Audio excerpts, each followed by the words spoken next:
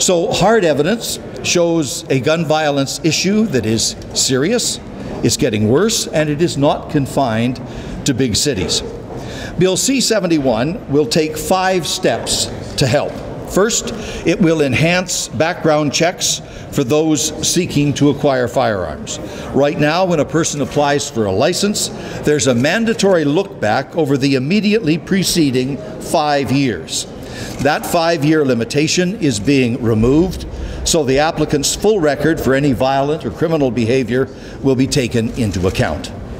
Secondly, Bill C-71 will also enhance the usefulness of the existing licensing system by requiring that a valid license be produced and verified before any transaction is completed to transfer a firearm from one person to another. What's the point of having a license if no one ever checks it out? The process for doing so will be efficient and straightforward.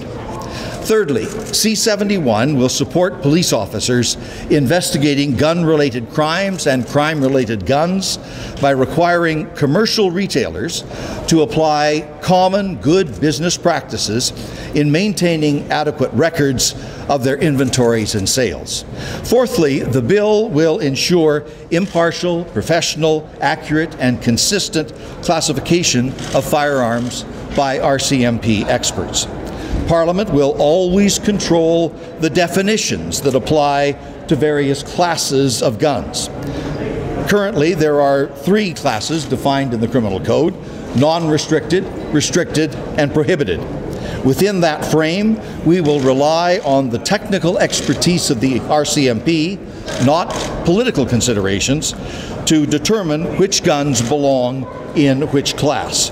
Fifth, C-71 will bolster community safety in relation to restricted and prohibited firearms, mostly handguns and assault rifles, by requiring specific transportation authorizations to be obtained whenever restricted or prohibited guns are moved through the community, with one exception, and that is when they are moved between a residence and an approved shooting range. There will be those who will argue strenuously that what we're doing today is not nearly enough. There will be others who will argue exactly the opposite, that it goes too far. We think we've got a sensible, practical package that advances public safety, that assists the police in doing the investigations they need to do to keep people safe, and that is respectful and fair in dealing with law-abiding firearms owners and private business enterprises. So a big issue for us is not just the nuances, because until we go through the bill in detail, you know, the devil's always in the detail.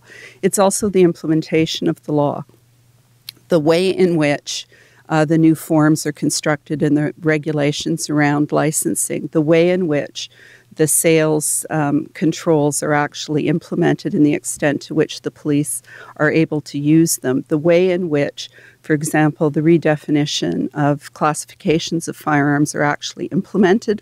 All of those things are incredibly important in translating the law into reality.